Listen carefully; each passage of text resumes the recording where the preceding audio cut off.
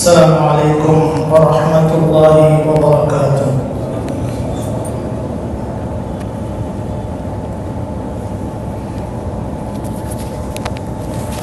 سبحانك لا علم لنا إلا ما علمتنا إنك أنت العليم الحكيم.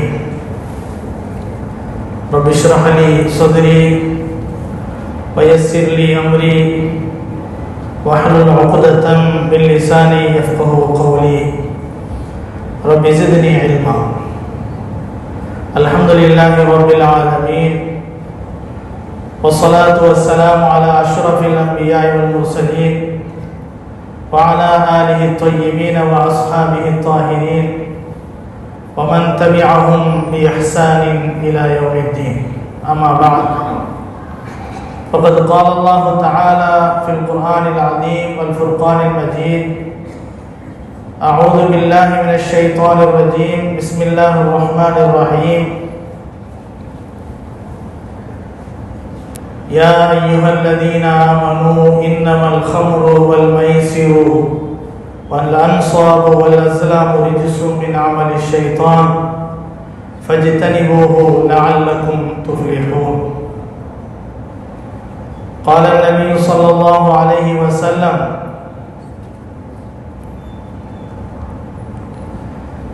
ليكونن من أمتي أقوام يستحلون الحر والحرير والخمر والمعازف. رواه البخاري. صدق الله العظيم وصدق رسوله النبي الكريم، ونحن على ذلك من الشاهدين والشاكرين والحمد لله رب العالمين. எல்லா புகழும் ஏக வல்லவனாம் அல்லாஹ்வுக்கே உரித்தாகுக.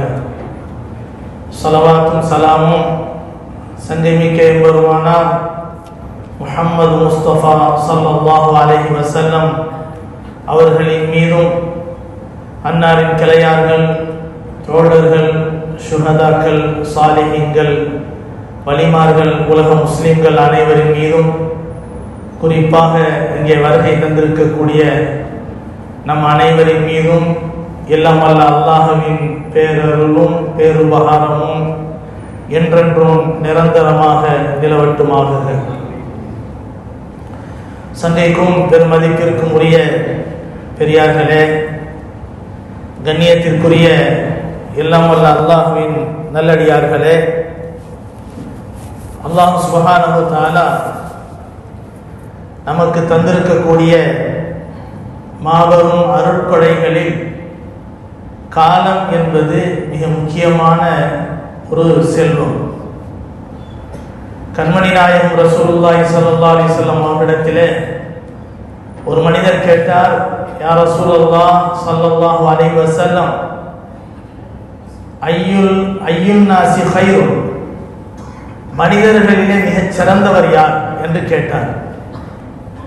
கால ரசூலுல்லாஹி ஸல்லல்லாஹு அலைஹி வஸல்லம், அல்லாஹ்வுடைய தூதர் கண்மணி நாயகம் ரசூலுல்லாஹி ஸல்லல்லாஹு அலைஹி வஸல்லம் அவர்கள் அருளினார்கள்: மன் தால உம்ருஹு வ ஹஸன அமலுஹு, யாருடைய ஆயுளை அல்லாஹ் நீளமாக்கி கொடுத்து நீளமான ஆயுளோடு வாழக்கூடிய ஒரு மனிதர் அந்த நீண்ட ஆயுளில், நீண்ட வயதில் அழகிய நற்காரியங்களை செய்கிறாரோ அவர்தான் மனிதர்களிலே மிகச் சிறந்தவர் என்பதாக கண்மணி நாயகம் ரசூலுல்லாஹி ஸல்லல்லாஹு அலைஹி வஸல்லம் அவர்கள் அருளினார்கள். பெருமானார் ஸல்லல்லாஹு அலைஹி வஸல்லம் அவரிடத்திலே திரும்ப அந்த மனிதர் கேட்டார்: ஐயுன் நாசி ஷர்ரு, மனிதர்களிலே மிக தீயவர் யார் என்று கேட்டார்.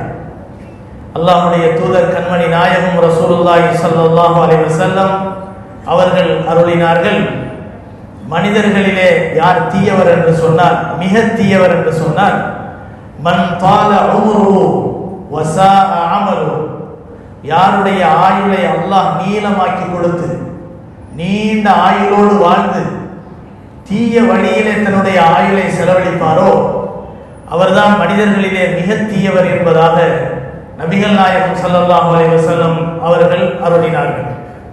இந்த ஹதீஸ் நமக்கு வழங்கப்பட்டிருக்கக்கூடிய ஆயுட்காலம் எவ்வளவு முக்கியமான ஒரு பாக்கியம், அருள் என்பதை நம்மால் விளங்க முடிகிறது.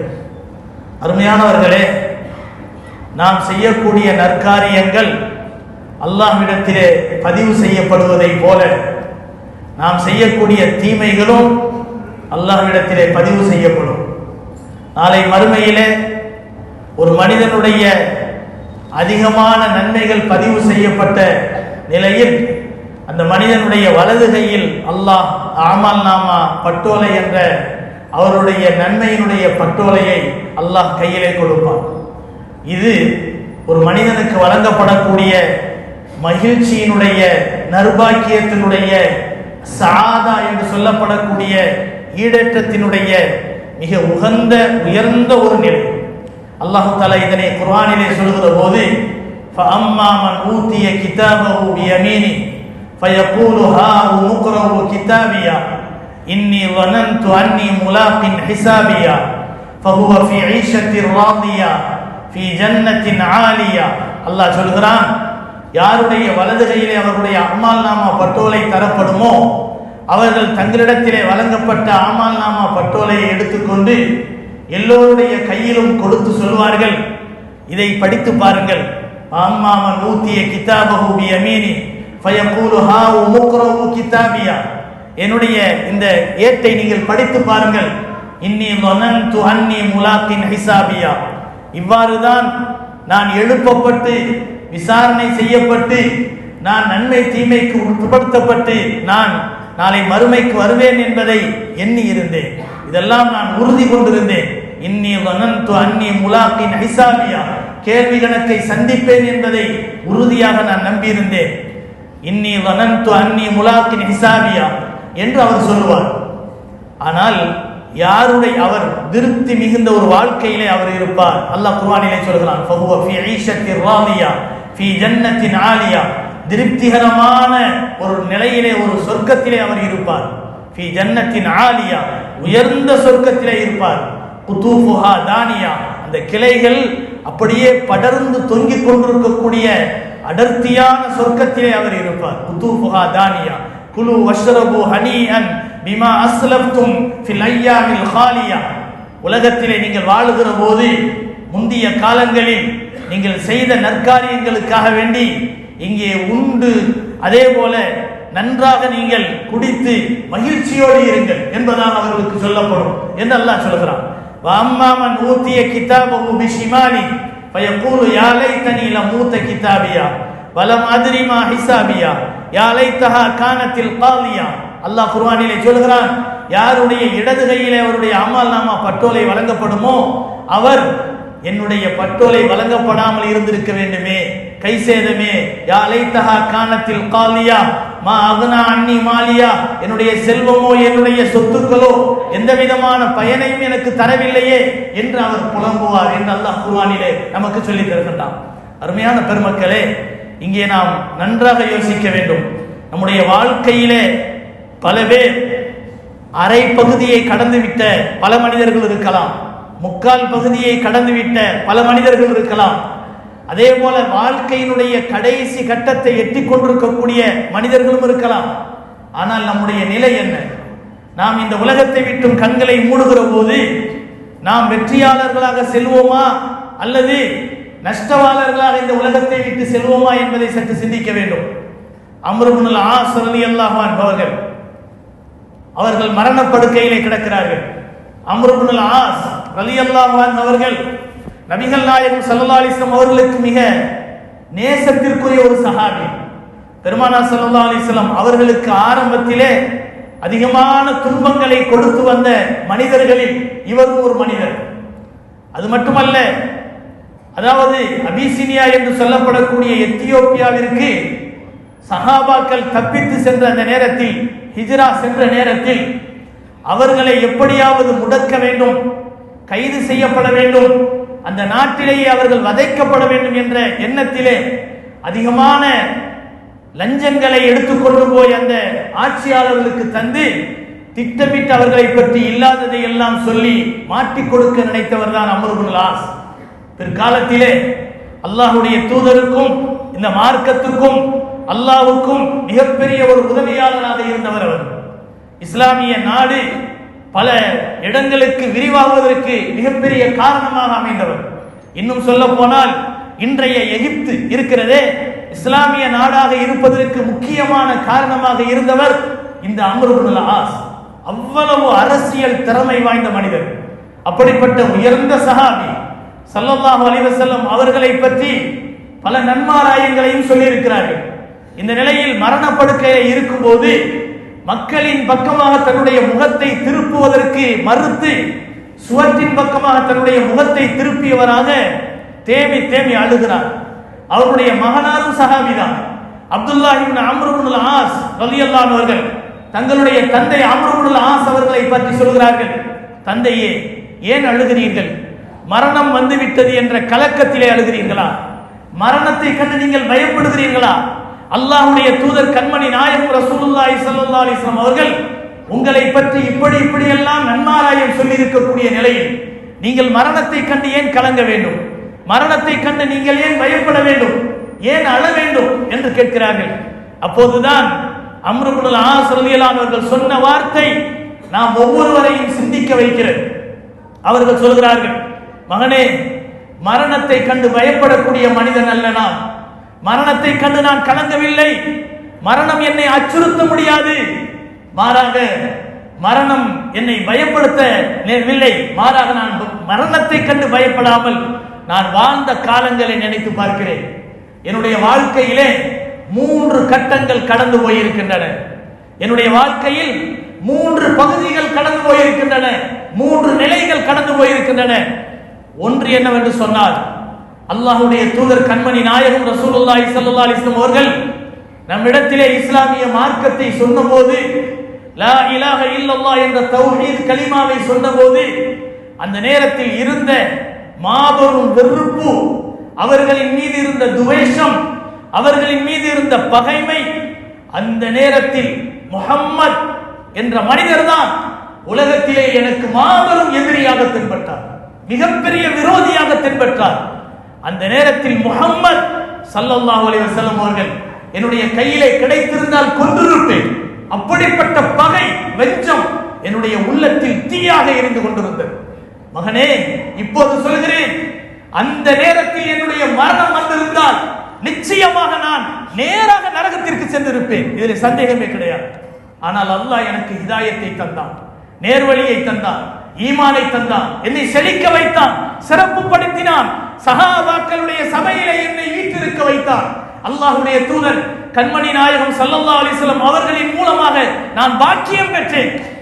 அதற்கு பிறகு என்னுடைய நபியின் மீது நான் கொண்டிருந்த அன்பு, பாசம், அவர்கள் மீது வைத்திருந்த முஹப்பத் எந்த அளவிற்கு இருந்ததென்றால், என்னுடைய தாய், என்னுடைய தந்தை, என்னுடைய பிள்ளைகள், உலகத்தினுடைய அத்துணை செல்வங்கள், உறவுகள், செல்வாக்குகளை விட ஒரே ஜீவன், ஒரே உயிர் அல்லாஹ்வுடைய தூதர் கண்மணி நாயகம் ஸல்லல்லாஹு அலைஹி வஸல்லம் அவர்கள் மட்டும்தான் எனக்கு மிகவும் நேசத்திற்குரியவர்களாக, உயிருக்கு உயிரானவர்களாக, பாசத்திற்குரியவர்களாக இருந்தார்கள்.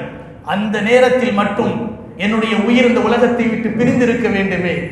என்னுடைய உயிர் அந்த நேரத்தில் பிரிந்திருந்தால் நிச்சயமாக எனக்கு தெரியும், என்னுடைய ஈமானை பற்றி தெரியும், என்னுடைய உள்ளமையை பற்றி தெரியும். அந்த நேரத்தில் நபியின் மீது நான் கொண்டிருந்த அன்பு, பாசம் எவ்வளவு என்பது எனக்கு தெரியும். அந்த நேரத்தில் மட்டும் என்னுடைய உயிர் பிரிந்திருந்தால் நிச்சயமாக அல்லாஹ் எனக்கு சொர்க்கத்தை தந்திருப்பான். இதிலே சந்தேகமே கிடையாது. ஆனால் காலங்கள் கடந்தன. அருமை நாயகம் ஸல்லல்லாஹு அலைஹி வஸல்லம் அவர்கள் இந்த உலகத்தை விட்டு பிரிந்தார்கள். பிரிந்ததற்கு பிறகு என்னுடைய வாழ்க்கை கொஞ்சம் கொஞ்சமாக மாற ஆரம்பித்தது. சஹாபாக்களுடைய வாழ்க்கை கொஞ்சம் கொஞ்சமாக மாற ஆரம்பித்தது. பதவிகள் அதிகமாக வந்தன, நாடுகள் பிடிக்கப்பட்டன, இஸ்லாமிய சாம்ராஜ்யம் விரிவாக்கம் பெற்றது. பலவிதமான ஏழ்மையிலே அடித்தளத்தில் அழுத்தப்பட்டு கிடந்த மனிதர்கள் எல்லாம் உயர்ந்த அந்தஸ்திற்குரியவர்களாக மாறினார்கள். எனக்கும் அல்லாஹ் அதிகாரத்தை தந்தான், அந்தஸ்தை தந்தான், ஆட்சியாளராக பொறுப்பேற்றேன். என்னுடைய வாழ்க்கையிலே செல்வங்கள், செல்வாக்குகள் குவிந்தன. எத்தனையோ எத்தனையோ விதமான இன்பகரமான வாழ்க்கையிலே நான் மூழ்கி இருந்தேன். இப்போது நான் நினைத்து பார்க்கிறேன், நபியினுடைய வாழ்க்கை விட்டும் பல நாட்கள், பல வருடங்கள் கடந்து வந்து விட்ட நான் என்னுடைய சொகுசிலே மூழ்கி இருக்கிறேனே. இந்த நேரத்தில் நான் மரணம் அடைந்தால் நான் சொர்க்கம் செல்வேனா நரகம் செல்வேனா எனக்கே சந்தேகமாக இருக்கிறது என்று சொன்னார். சொல்லக்கூடியவர் யார்? அல்லாஹ்வுடைய தூதர் கண்மணி நாயகம் ரசூலுல்லாஹி ஸல்லல்லாஹு அலைஹி வஸல்லம் அன்பை பெற்றவர்கள், அவர்களுக்கு பலவிதமான நன்மாராயங்கள் சொன்னவர்கள், அவர்களுக்கு சோபனங்களை சொன்னவர்கள். அப்படிப்பட்ட அம்ர் இப்னுல் ஆஸ் ரலியல்லாஹு அன்ஹு அவர்கள் அல்லாஹ்வுடைய தூதருடைய காலத்தை விட்டு பிந்திய காலத்தில் என்னை அறியாமலேயே ஏதாவது ஒரு தவறுகளை செய்திருப்பேனோ, அந்த தவறுகளின் காரணத்தினால், என்னுடைய சொகுசான வாழ்க்கையின் காரணத்தினால் நான் இந்த உலகத்தை விட்டு பிரிகிற போது சொர்க்கம் செல்வேனா நரகம் செல்வேனா என்று எனக்கு தெரியாது என்று கூறுகிறார்கள் என்று சொன்னால், நிச்சயமாக சொல்கிறோம், அல்லாஹ்வுடைய தூதருக்கு பிறகு சஹாபாக்கள் ஆகாத பாதையிலே செல்லவில்லை, ஹராமான பாதையிலே செல்லவில்லை. மாறாக அவர்கள் புனிதர்களாகத்தான் வாழ்ந்தார்கள். சஹாபாக்கள் உண்மையான மக்களாகத்தான் வாழ்ந்தார்கள். அவர்களுடைய வாழ்க்கையிலே இன்பமும் சொகுசும் ஹலாலான முறையிலே உள்ளே புகுந்திருந்ததே அவர்களுடைய உள்ளத்திலே வேதனையை ஏற்படுத்துகிறது என்றால், நான் சொர்க்கம் செல்வேனா நரகம் செல்வேனா என்று வேதனையிற்கு கலங்குகிறார்கள் என்று சொன்னால், இன்று நம்முடைய வாழ்க்கையை நினைத்து பாருங்கள். சையதுனா உமர் ரலியல்லாஹு அவர்கள் சொல்வார்கள், ஹாசிபு கப்ல அன் துஹாசபு. இது மிக முக்கியமான வரிகள். ஹாசிபு கப்ல அன் துஹாசபு. உங்களை கேள்வி கணக்கு கேட்கப்படுவதற்கு முன்பாக உங்களை நீங்களே கேள்வி கேட்டுக் கொள்ளுங்கள், கேள்வி கணக்கு கேட்டுக் கொள்ளுங்கள், சுய பரிசோதனை செய்து கொள்ளுங்கள் என்பதாக சையதுனா உமர் ரலியல்லாஹு அவர்கள் சொல்றார். இந்த உலகத்தை விட்டு பிரியக்கூடிய எந்த மனிதனாக இருந்தாலும், அவன் எவ்வளவு உயர்ந்த அந்தஸ்துக்குரியவனாக இருந்தாலும், அல்லது அந்தஸ்தை இல்லாத சாதாரண அடித்தளத்தில் இருக்கக்கூடிய மனிதனாக இருந்தாலும், எல்லோருக்கும் கபரில் கேள்வி உண்டு, எல்லோருக்கும் கபரில் கேள்வி உண்டு, மறுமையிலும் கேள்வி உண்டு. அந்த கேள்விகள் இலகுவாக்கப்பட வேண்டும் என்றால், லேசாக்கப்பட வேண்டும் என்றால், நம்முடைய வாழ்க்கையை சற்று யோசித்து பார்க்க வேண்டும். என் வாழ்க்கை அல்லாஹ்வுக்கு உகந்ததா இல்லையா, அல்லாஹ் பிரியப்படுகிறானா இல்லையா, நான் வாழக்கூடிய வாழ்க்கையில் அல்லாஹ்வுக்கு பொருத்தமான வாழ்க்கை முறை இருக்கிறதா இல்லையா என்று கொஞ்சம் சற்று சிந்தித்து பார்க்க வேண்டும். ஒவ்வொரு நாளும் தூங்க போகின்ற நேரத்தில் சஹாபாக்களிடத்திலே இருந்த பழக்கம் என்ன தெரியுமா? அவர்கள் படுக்கையிலே அமர்ந்து கொண்டு உடனே படுத்து விட மாட்டார்கள். அல்லாஹ் நமக்கு சொல்லி தந்திருக்கக்கூடிய திருவசனங்களை ஓதுவார்கள். கொஞ்ச நேரம் அன்று பகல் முழுவதும் அவர்கள் செய்த காரியங்களை பற்றி யோசிப்பார்கள். நற்காரியங்களை செய்தால் அல்லாஹ்வுக்கு நன்றி செலுத்துவார்கள். தீய காரியங்களை அவர்கள் செய்திருந்தால் அல்லாஹ்விடத்திலே பாவ மன்னிப்பு தேடிவிட்டுத்தான் படுப்பார்கள். காரணம், படுக்கையிலே படுக்கின்ற போது, தூங்க செல்லுகின்ற போது நாம் சொல்லக்கூடிய துஆ என்ன தெரியுமா? அல்லாஹும்ம பிஸ்மிக அமூத்து வஹ்யா. இறைவா, உன்னுடைய திருநாமத்தை கொண்டு நான் மரணம் அடைய போகிறேன், உன்னுடைய திருநாமத்தை கொண்டுதான் நான் உயிர் பெற்று எழுவேன் என்று சொல்லுகிறோம். மரண படுக்கை அல்ல அது, நாம் நம்முடைய நிம்மதிக்காக படுக்கக்கூடிய படுக்கை. தூக்கம், தூக்கத்திற்கு செல்கின்ற போது அல்லாஹ்வுடைய தூதர் ஸல்லல்லாஹு அலைஹி வஸல்லம் சொல்லி தந்த துஆ மரணத்தை பற்றி யோசி என்று சொல்லி தருகிறது. அல்லாஹும்ம பிஸ்மிக அமூது வஹ்யா. இறைவா, உன்னுடைய பெயரை கொண்டே நான் மரணம் அடைகிறேன், உன்னுடைய பெயரை கொண்டே நான் உயிர் தெழுவேன் என்பதை பெருமானார் ஸல்லல்லாஹு அலைஹி வஸல்லம் அவர்கள் சொல்லி தருகிறார்கள். அல்லாஹ் குர்ஆனிலே சொல்கிறானே, அல்லாஹு தஆலா அல்லாஹு யதவஃபல் அன்ஃபுஸ ஹீன மௌத்திஹா வல்லதி லம் தமுத் ஃபீ மனாமிஹா ஃபயும்சிகு அல்லதி கதா அலைஹல் மௌத வயுர்சிலுல் உக்ரா இலா அஜலின் முஸம்மா. அல்லாஹு யதவஃபல் அன்ஃபுஸ ஹீன மௌத்திஹா வல்லதி லம் தமுத் ஃபீ மனாமிஹா. அருமையான பெருமக்களே, மரணம் அடைகிற போது உயிரை கைப்பற்றக்கூடியவன் அல்லாஹ் தான். அல்லாஹு யதவஃபல் அன்ஃபுஸ ஹீன மௌத்திஹா வல்லதி லம் தமுத் ஃபீ மனாமிஹா. தூக்கத்திலே மனிதன் உறங்குகிறானே, அந்த நேரத்திலும் அவனுடைய உயிர் அல்லாஹ்விடத்திலே தான் செல்கிறது. ஃபயும்சிகு அல்லதி கதா அலைஹல் மௌத வயுர்சிலுல் உக்ரா இலா அஜலின் முஸம்மா. அந்த நேரத்தில் அவன் தூங்குகின்ற போது செல்லக்கூடிய உயிரை கைப்பற்றி வைத்திருக்கிறானே அல்லாஹ், அந்த அல்லாஹ் அந்த உயிரை திருப்பி அனுப்ப வேண்டிய ஒரு நிலை இருந்தால் அல்லாஹ் அனுப்புகிறான். அவனுடைய கடைசி கட்டம் முடியவில்லை என்ற நிலையில் திரும்ப உயிரை கொடுக்கிறான். ஆனால் அந்த இரவோடு அந்த படுக்கையிலேயே அவனுடைய மரணம் வந்துவிட்டது என்று அல்லாஹ் உறுதி செய்திருந்தானே, ஆனால் அந்த உயிரை தன்னிடத்திலேயே வைத்துக் கொள்கிறான் என்று அல்லாஹ் தஆலா குர்ஆனிலே சொல்கிறான். ஒவ்வொரு நாளும் அல்லாஹ்விடத்திலே, அல்லாஹ்வுடைய கைப்பற்றலிலே இருக்கக்கூடிய நம்முடைய உயிர் திரும்ப கொடுக்கப்படுகிறது என்றால் யாருடைய பாக்கியம்? அல்லாஹ் நமக்கு கொடுத்த தௌஃபீக் இல்லையா? அல்லாஹ் நமக்கு கொடுத்த பெரிய நற்பாக்கியம் இல்லையா? அருள் இல்லையா? அருமையான பெருமக்களே, நம்முடைய ஆயுளை பற்றி யோசிக்க வேண்டும். புத்தாண்டு வருகிறது. புத்தாண்டு கொண்டாட்டம் உலகம் முழுவதிலும் பட்டாசு வெடித்து கொண்டாடுகிறார்கள். ஏதோ தன்னுடைய வாழ்க்கையிலே செய்ய முடியாத பெரும் பெரும் அதாவது புரட்சிகரமான காரியங்களையும் எழுச்சி மிகுந்த காரியங்களையும் மகிழ்ச்சியான காரியங்களையும் பல சாதனைகளையும் நிகழ்த்தி விட்டதை போன்ற உணர்வோடு பெரிய மகிழ்ச்சி கொண்டாட்டங்கள். அதுல முன்னணியில் இருப்பது யார் தெரியுமா? இஸ்லாமிய இளைஞர்கள். முன்னணியில் இருப்பது இஸ்லாமிய இளைஞர்கள். மதுவை அருந்திவிட்டு கொண்டாட்டத்தில் ஈடுபடுகிறார்கள் என்பதில் எண்ணிக்கையில் அதிகமாக காணப்படக்கூடியவர்கள் இஸ்லாமிய இளைஞர்கள். அருமையான சமூகமே, நன்றாக யோசித்து பாருங்கள். இந்த சமூகத்தை காப்பாற்றக்கூடிய முதுகெலும்பாக இருக்க வேண்டியவர்கள் இஸ்லாமிய சமூகத்தினுடைய இளைஞர்கள். இந்த ஷரியத், இந்த மார்க்கம், இந்த இஸ்லாம் உலகத்திலே பரவியதற்குரிய காரணம் அதிகமான இடத்திலே இருக்கக்கூடியவர்கள் யார் என்றால் இளைஞர்கள். ஸல்லல்லாஹு அலைஹி வஸல்லம் இந்த உலகத்தை விட்டு பிரிகிற போது ஒரு பெரிய ஒரு படையை ஒரு மனிதனுடைய தலைமையிலே அனுப்புகிறார்கள். அவர் யார் தெரியுமா? உசாமா என்ற மனிதர். அவருடைய வயது அந்த நேரத்தில் என்ன? ஏறக்குறைய 19-20 தான். எவ்வளவு இளைஞர்! ஸல்லல்லாஹு அலைஹி வஸல்லம் அவருடைய காலத்திலே இஸ்லாமிய மார்க்கம் அதிகம் பரவுவதற்கு உயிரை பணயம் வைத்து இந்த சமுதாயத்திற்கு பாடுபட்டவர்கள் யார் தெரியுமா? அலி என்ற இளைஞர். பெருமானார் ஸல்லல்லாஹு அலைஹி வஸல்லம் அவர்களை பிரிய முடியாத உயிருக்கு உயிரான நேசராக நினைத்திருந்த சஹாபாக்கள் இஸ்லாமிய வாழ்க்கையை அப்போதுதான் ஆரம்பித்திருக்கிறோம், நபியினுடைய சகவாசத்தோடு சந்தோஷமாக இருக்க வேண்டும் என்று நினைத்துக் கொண்டிருந்த அந்த நேரத்தில் 80க்கு மேற்பட்ட சஹாபாக்கள் தங்களுடைய குடும்பத்தோடு அபிசினியாவுக்கு, எத்தியோப்பியாவிற்கு, ஆப்பிரிக்காவிற்கு ஹிஜ்ரத் செய்து செல்கிறார்களே. அந்த நேரத்தில் நஜ்ஜாஷி மன்னர் கேட்ட கேள்விகளுக்கு குர்ஆனுடைய வசனங்களை எடுத்து அழகான முறையிலே ஓதி இஸ்லாமிய மார்க்கம், அந்த இஸ்லாமிய மார்க்கத்தினுடைய ஜோதியை அவருடைய இதயம் வரை ஊடுருவி பாயக்கூடிய வகையிலே ஓதி காட்டி உணர்த்தியவர் யார் தெரியுமா? ஜாஃபர். இளைஞர் 20க்கு உட்பட்ட ஒரு இளைஞர், அலி ரலியல்லாஹு அன்ஹுடைய சகோதரர், தம்பி. இதெல்லாம் உயிரை பணயம் வைத்து செய்த காரியங்கள். வரலாறுகளாக மகிழ்ச்சியோடு பேசிவிடலாம், பேசுவதற்கும் கேட்பதற்கும் ரொம்ப ஆனந்தமாக இருக்கலாம். ஆனால் கொஞ்சம் சிந்தித்து பாருங்கள்.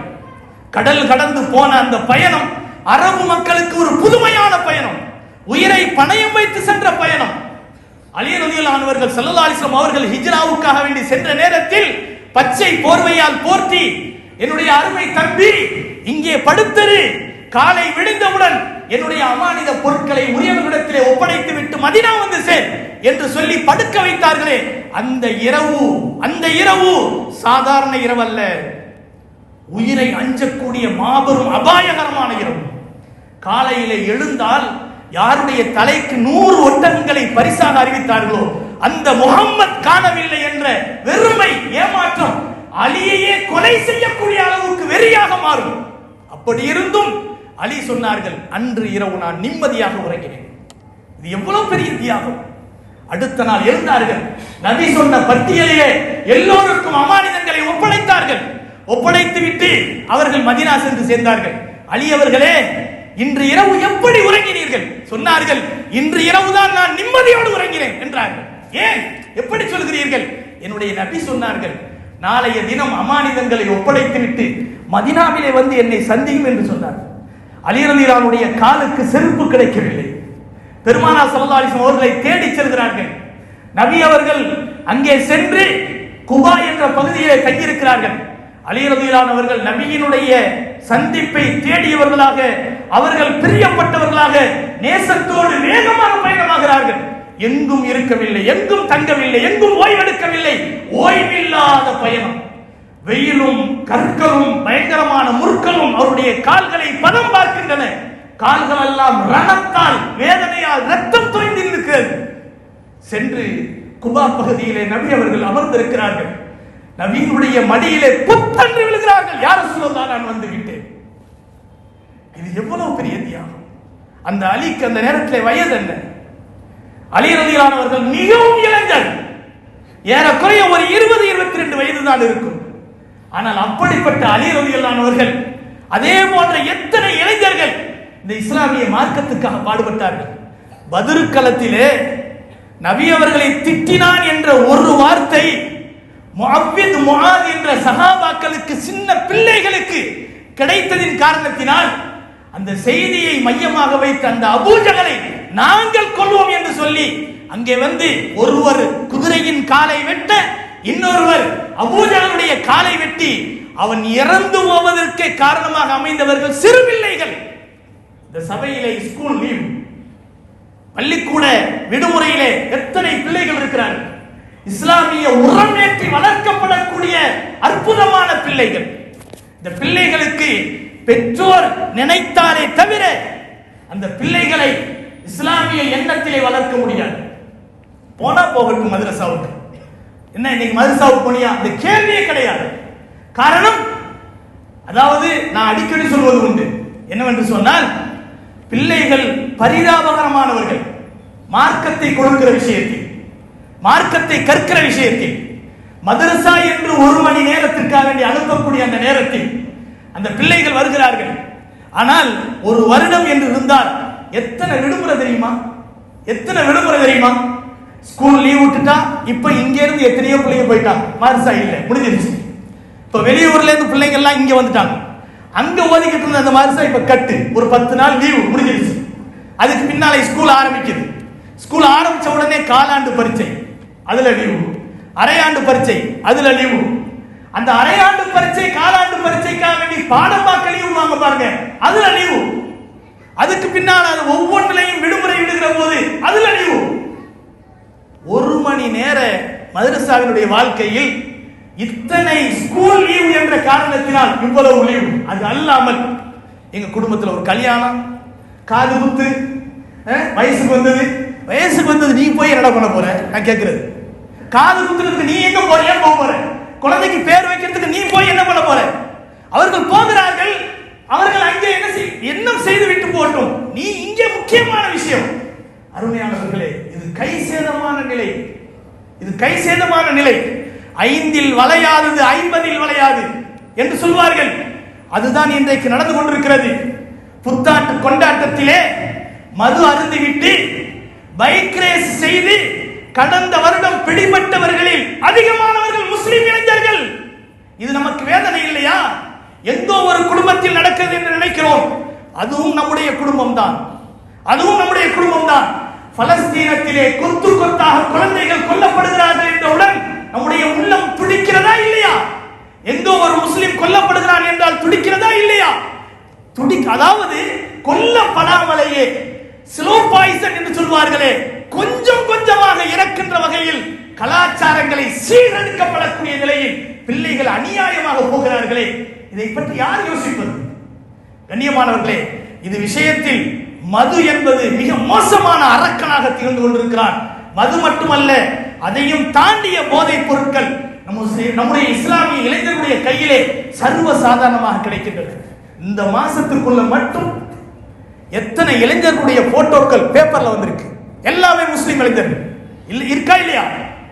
எல்லோருமே போதை கடத்தலிலே வெளிநாட்டில் இருந்து வந்தவர்கள் பிடிபடுகிறார்கள். இதை பார்த்து யாராவது வேதனைப்படுகிறோமா? நாளைய தினம் திடீர் பணக்காரனாக வேண்டும் என்பதற்காக வேண்டி அல்லாஹ் காப்பாற்ற வேண்டும். நம்முடைய குடும்பத்திலும் ஒருவன் அப்படி சென்றால் என்ன ஆகும்? எத்தனையோ குடும்பங்கள் அந்த போதை பொருளின் காரணத்தினால் அவனுடைய கலாச்சாரம் மாறி வெறி பிடித்த மனிதனை மிருகத்தை போன்று அவர் மாறுவதின் காரணத்தினால் கொஞ்சம் கொஞ்சமாக அணுவணுவாக செத்துக் கொண்டிருக்கக்கூடிய குடும்பங்கள் இருக்கின்றன. என் மகன் இப்படி போயிட்டானே, எப்படி திருத்துறது? எத்தனை கவுன்சிலிங், ஆனால் பிரயோஜனம் இல்லை. அருமையான பெருமக்களே, வேதனையோடு பேசுகிறோம். நம்முடைய பிள்ளைகளின் மீது கவனம் வைக்க வேண்டும். புத்தாண்டு கொண்டாட்டம் என்பது நம்முடைய மார்க்கத்திலே இல்லாத ஒரு விஷயம். எனவே நாம் ஒவ்வொருவரும் புத்தாண்டிலே நாம் இதை பற்றி கொண்டாடுகின்ற நேரத்தில் இந்த வருடம் முழுவதும் நம்முடைய பிள்ளைகளை எப்படி உருவாக்கி இருக்கிறோம், நாம் எவ்வளவு தொழுகைகளை தொழுதிருக்கிறோம், எத்தனை சதக்காக்களை செய்திருக்கிறோம், எந்த நன்மைகளை செய்திருக்கிறோம் என்று கொஞ்சம் யோசித்து இந்த வருடத்தில் யா அல்லாஹ் என்னுடைய வாழ்க்கையில எத்தனையோ வீணான காரியங்களை செய்துவிட்டேன், என்னை மன்னித்து விடு யா அல்லாஹ், வரக்கூடிய வருடத்திலாவது நான் சீர்திருத்தத்தோடு வாழ்வதற்கு எனக்கு யா அல்லாஹ் கிருபை செய்வாயாக என்று சொல்லி வரக்கூடிய காலங்களிலாவது நல்ல மனிதர்களாக, 5 நேரம் தொழக்கூடியவர்களாக, குர்ஆனை அதிகம் ஓதக்கூடியவர்களாக, பிள்ளைகளை பண்படுத்தக்கூடியவர்களாக, குடும்பத்தை பயிற்சி கொடுக்கக்கூடியவர்களாக நல்ல சாலிகான மக்களாக மாறுவதற்கு முயற்சிக்க வேண்டும். அல்லாஹ் நமக்கு அருள் புரிவானாக. வாஹிர் தாவானா அல்ஹம்துலில்லாஹி ரப்பில் ஆலமீன். அஸ்ஸலாமு அலைக்கும் வரஹ்மத்துல்லாஹி வபரகாத்துஹு.